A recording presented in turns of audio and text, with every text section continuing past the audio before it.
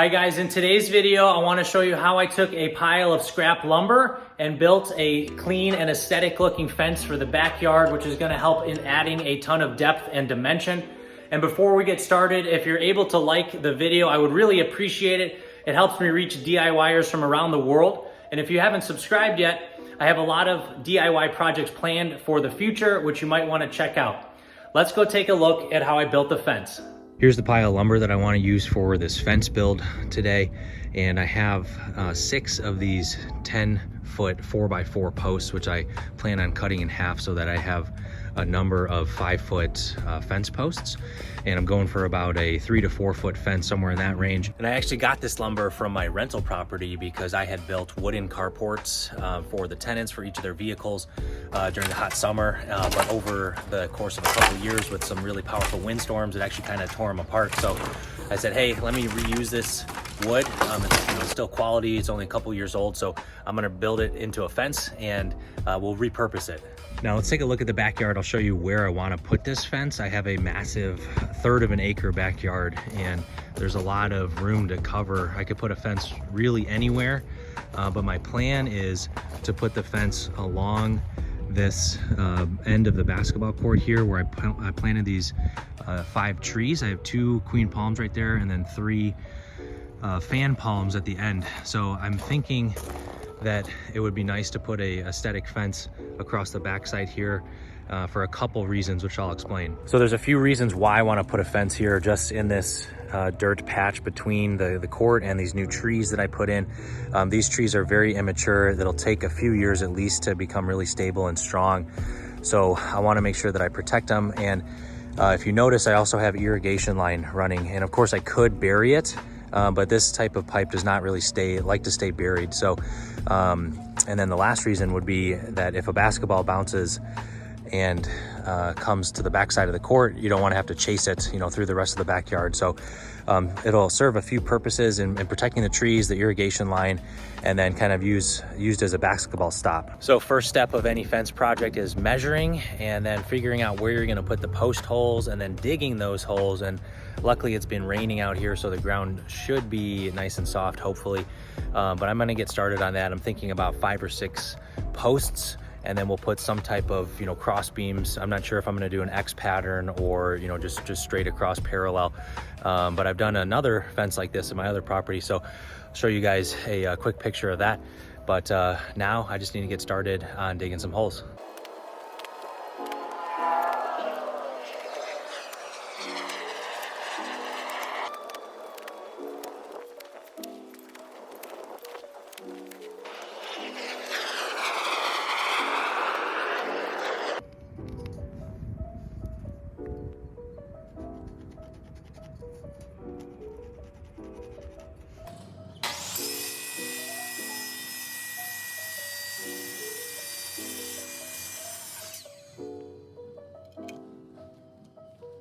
All right, I got 5 posts cut and 5 holes dug along the way here. Now I just need to figure out how to get them nice and level across the top, and then I'll work on getting the posts ready to be put in concrete. So I got a little bit of prep work to do, but I'm excited for the start here, and I got to keep working. Here's a trick I wanted to share as you're getting ready to put a post in concrete. Just leaving the post bare works, but it's better, of course, if you have rebar. But if you don't have rebar, you don't want to use it, I'm going to load up the bottom of these posts with some old hardware that I had taken out. But all it does is it just helps the post grip the concrete and make sure that it's going to be really solid when you're have it in the ground. Here's a quick tip. Once your hole is dug and before you go to set your post in concrete, you can use gravel at the bottom of the hole to raise the height of the post so that it matches the other posts in line with your fence. So the worst thing you can do is have a number of posts and they're all at different heights. So as you're going through and setting them in concrete, you want to make adjustments and make sure that everything is coming out at the right height.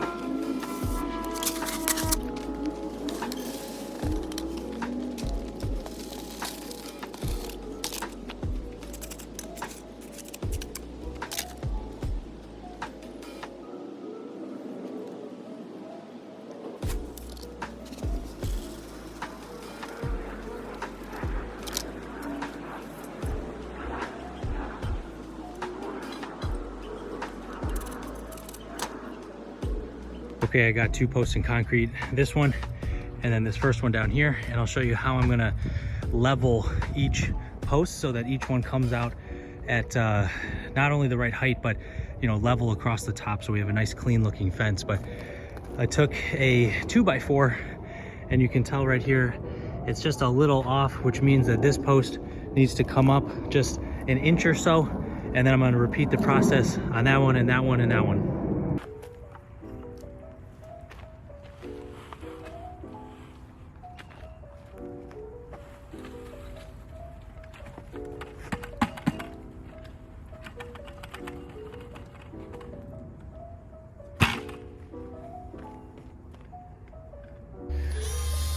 All right, beams are prepped right here, and I think I have an idea for a cool design. You see behind me the posts are in and the concrete is setting.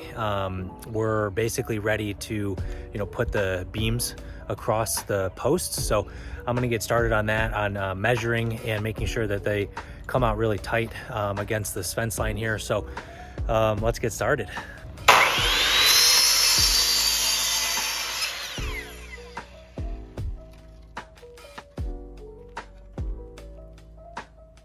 So here's my thought on the design of the fence. I want to do 3 pieces on each, and then as we go down, there's 4 fence sections, 1, 2, 3, 4. As we go down, stagger it. So 1 below, and then 1 above, below. So I think it'll come out pretty cool, and it should be extremely sturdy. I just checked the posts, and the concrete worked really well. So I'm gonna get started on screwing these beams into the posts, and then work my way down the fence.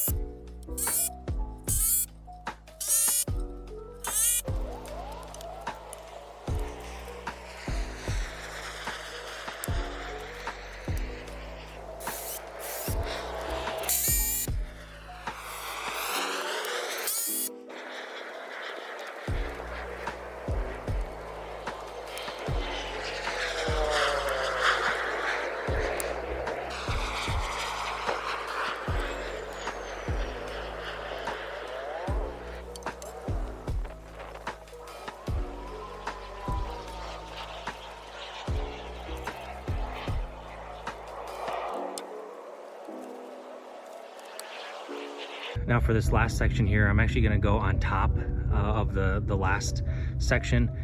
So on top, and the reason is because there's a slight elevation gain into this last section. So if I put this last piece underneath to follow the same design, it would actually be riding the ground, which I don't wanna do. So it's gonna look better if I put it on top. So I'm gonna break the design for this last section and put them on top, and I think it'll come out really nice. I just finished the fence build. It took me about 6 hours across Saturday and Sunday this weekend. I'm really happy with how it came out. It's got crisp, clean lines, and it adds some really cool depth and dimension to my really big backyard. I'm trying to fill it in as we go here. So let's go take a look at the finished product.